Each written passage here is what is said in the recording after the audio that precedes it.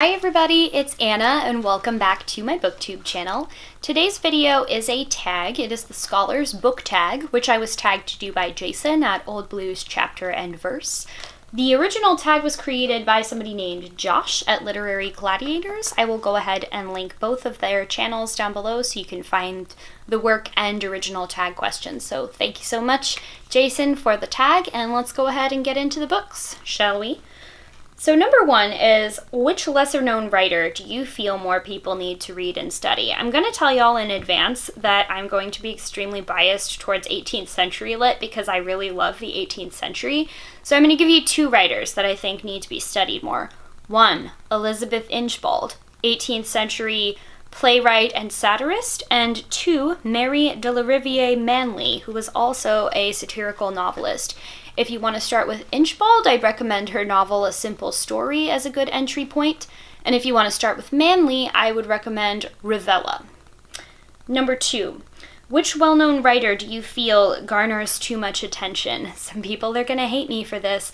I think J.K. Rowling garners way too much attention. I think a lot of this is due to the fact that she's kind of got like a strange thing going on with her Twitter presence, and after the fact inserting or modifying authorial intent with the Harry Potter series on Twitter, and I think that unnecessarily creates drama, like she's creating it for herself in a way.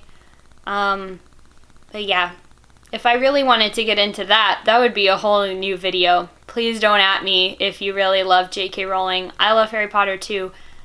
I have some thoughts about the author though. Number three, a writer or work you believe will be in the canon by 2050.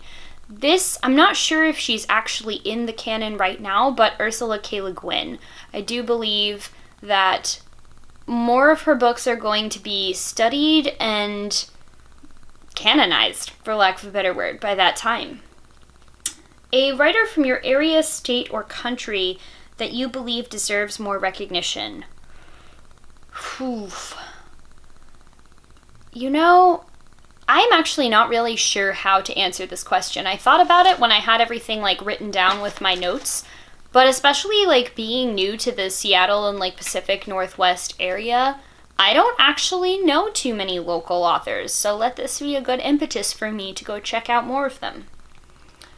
Number five, a deceased writer you feel should have won the Nobel Prize in Literature. I definitely think that that should go to Langston Hughes, one of the greatest poets of all time.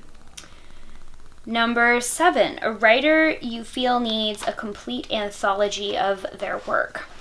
So the one that I would really like in this case is like a story collection or some type of other short fiction collection for George R.R. Martin. Because say what you will about his writing, I really like it. I know that some people can find it to be quite dry and tedious, but right now the only way that you can read all of the short stories is by buying like individual $30 hardcovers that his short stories have been anthologized in.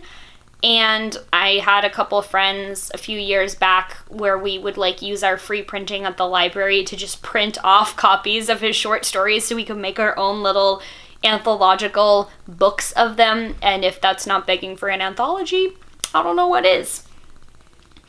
A translated work you feel deserves recognition. Oh, I would have to go with the book Lazarillo del Tormes, which I read in graduate school. It's a story that is kind of like a picaresque. It reminded me a little bit of Candide by Voltaire, except it was written much, much earlier. It's translated from Spanish, and there's like a good scholarly version of it that I can link down below that comes with a really great critical apparatus. It's really funny. It's like a social satire on Spanish life in the 1700s, and it's one of the books that is kind of in contention or in the category of things that might be considered the first novel. Alrighty. Number 9, a work of nonfiction that needs to be studied. This one is kind of hard for me because I don't read a whole lot of nonfiction that could necessarily be studied as nonfiction.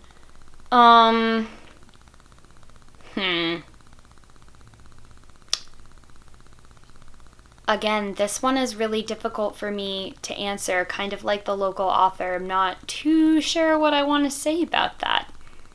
Let this be some food for thought. Okay. If you could teach any 5 literature-based classes, whether they exist in some form or you create them, what would they be? All right. Well, I would definitely want to teach a class on like science fiction and fantasy from its sort of inception to the modern era. I took some really good courses in undergrad like that, but I think I might want to play around a little bit with the reading list and put my own twist on it. I would really love to teach a course about like 18th century women playwrights, women novelists, women travel writers. I think that would be really interesting. I would love to teach a course on early American literature, like not just pre-Civil War American literature, but like pre-United States of America American literature. That was what I was studying when I was in a PhD program. And while I don't miss some of the more administrative aspects of graduate school, I do miss that part of it, getting to like read those sort of texts that I was very interested in. I would like to teach a course that was about like science writing and reading literature through science. I took a really good course where we read a lot of like modern 20th century literature through the lens of 20th century discoveries in physics. I think I'd like to put my own spin on that and maybe go more of the chemistry, biology route. I think that would be really interesting. And then one more. This is maybe a little bit less of a literature-based course, but another thing that I think would be really interesting to run is another poetry reading group. I've been in a couple poetry reading groups, either like affiliated with my old university or just like groups of like-minded people that wanted to get together and do that kind of thing. The last time I did that was like all of the English theological poets, and I really, really loved that group. That was really awesome. So even though it isn't a class per se, I'd like to get a reading group for some of those like older, more dense poets where maybe we go through like 1 or 2 poems in an hour and we just do a really slow, line by line, close read kind of a thing. I guess, side note, going back to the 18th century women playwrights course, what I would really like to do if I taught something like that ever would be to have the students actually perform one of the plays that we've studied by the end of the class, or at least a scene from the play, like if it was like a small group assignment or something like that. Because I firmly believe that theater is best learned by actually doing the theater. It's what I believe. It's also how I was fortunately taught by a very dear professor of mine, and I will always be grateful that that was the way that I got to learn and experience theater as an undergrad and a graduate student, and just like got to study literature in this very unique and unusual way. We should make it a little bit less unique and less unusual though, because it's a great way to learn.